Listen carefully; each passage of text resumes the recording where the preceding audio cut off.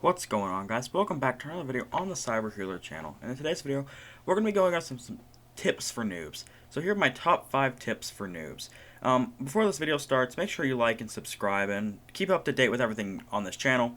And if you want to pick up some stuff before, Christmas or the holiday season, make sure you use the link below and grab yourself some gaming peripherals because, well, I guess if you're watching this, you're pretty much a gamer, so why not upgrade your gear?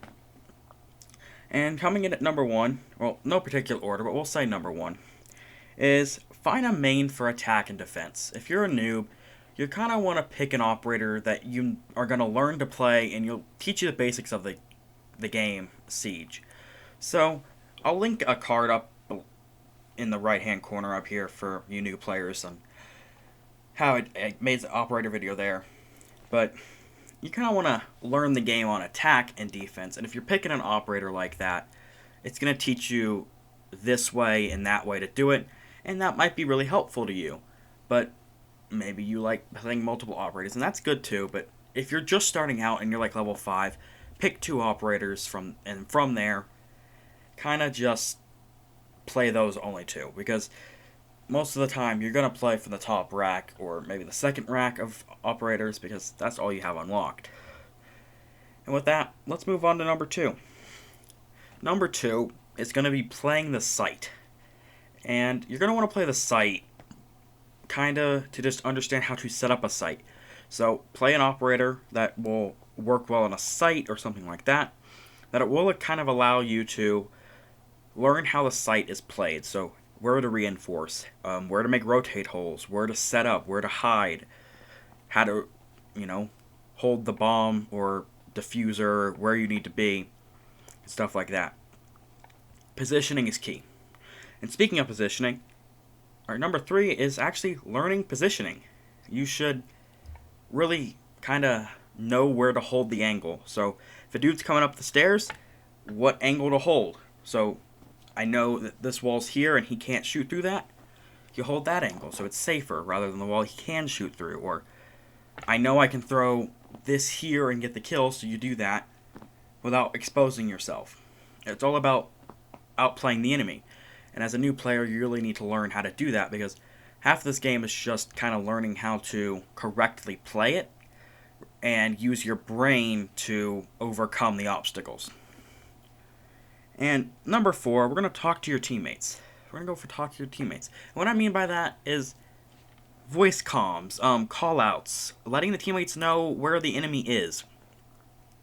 And that might sound like really kind of what, but in a way it matters because you need to learn that when you play ranked, you gotta learn where the callouts are, you gotta learn the maps, the operators, and even if you don't have a mic, you can kind of listen to your teammates and how they speak so you know, alright, when this dude says kitchen, I know that they're in the kitchen, or something like that, and kind of learning the maps. And that can go along with the positioning too.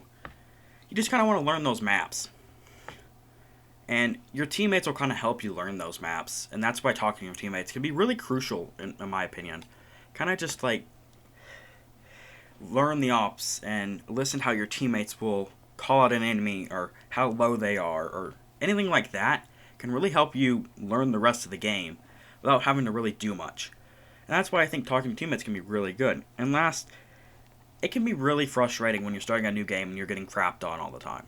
I understand. I've been there. I think we've all been there. But the best thing you can do is not get mad at yourself or your teammates for losing a round. And that can be really hard if it's like 5v5 and those guys get wiped out in like the first 5 seconds of the game. I get it. You're going to be mad. You didn't get to play that round and you're in a tougher position. But unfortunately, there's not much you can really do about that from a player's perspective. You just have to get up and try again. And that might be the only way to really overcome that. If it's a 1v2 and you take out the first guy but die the next, don't get mad. Just learn what that guy was doing and how to play against that later. And that can kind of go back to learning positioning and stuff like that, because once you learn that positioning, you'll know how to take on that. And kind of an honorable mention on this list, we'll say, is kind of just watch the replays of people that have killed you and take the good stuff they did and leave the bad stuff and really incorporate that into your own gameplay, and I think you'll see an improvement there as well. But you can also kind of work on your aim by going into T-Hunt or using, Aim Lab on Steam. Not sponsored, but I use that personally, and it's really improved my aim. But with that kind of stuff, you're going to learn how to play. But honestly, the only way to really improve is just play the game and kind of progress as a player. The more time you'll play, the more you'll understand.